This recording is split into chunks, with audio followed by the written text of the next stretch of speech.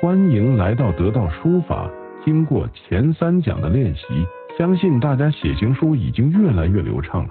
但一个新的问题是不是出现了？想写快一点，字就容易变乱、变潦草；想写的规矩，速度又提不上去。速度和美感难道不可兼得？在影片中，我们就要来破解这个难题。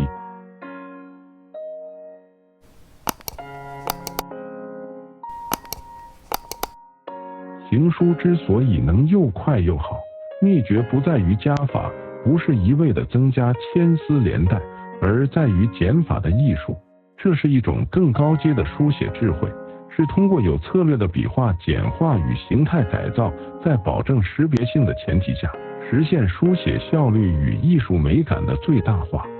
行书的减法主要遵循3个核心原则，我们一个一个来看，并且看看历代大师是如何运用自如的。原则1：省略。所谓省略，就是大胆砍掉一些对结构影响不大的次要笔画。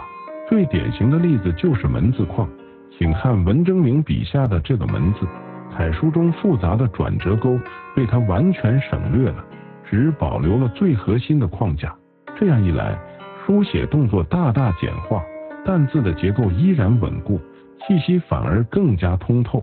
原则2：合并。合并是将原本独立的2笔或多笔融合成一个连贯的书写动作。我们来看口字旁，赵孟俯是运用合并技巧的大师，他笔下的口常常是一气呵成。这种处理不仅极大地提升了书写效率，更让笔画间的气脉流动起来，充满了弹性和节奏感。原则3：替代。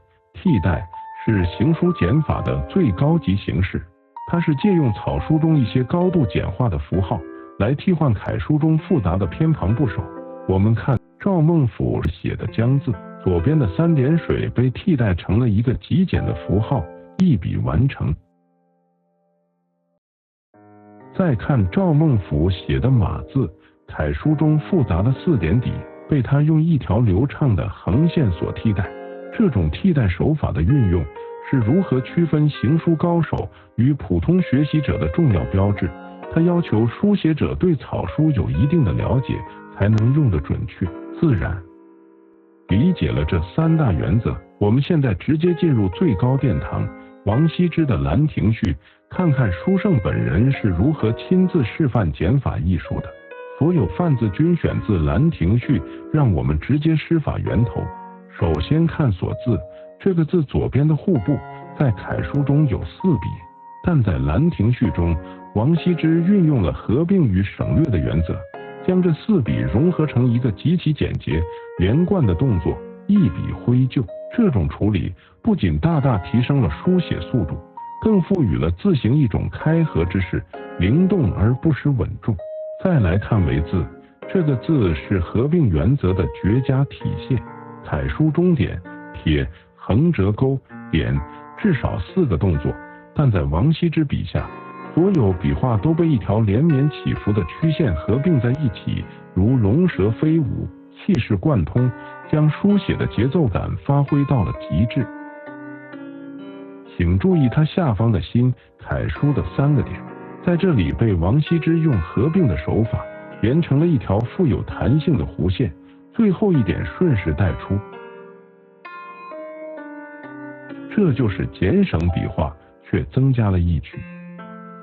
最后看一个巧妙的字，这个字下方的雅部，楷书写法较为规整，但在《兰亭序》中，王羲之常常将其简化，如何通过合并将竖、横、捺连为一体，形态简洁而稳定，既保证了重心，又提升了书写的流畅度。在影片中，我们学习了行书提速而不失美感的关键，减法的艺术。通过省略、合并、替代这3大心法，我们不仅能写得更快，更能让笔画充满智慧与弹性。课后练习的重点是在临帖时有意识地去分析和归纳名家是如何做减法的。不要害怕简化，关键是要减在法度之内。为了方便大家系统学习，我们将今天提到的所有简化技巧和高清范字都整理成了一篇详细的博客文章，连结就在下方的说明栏。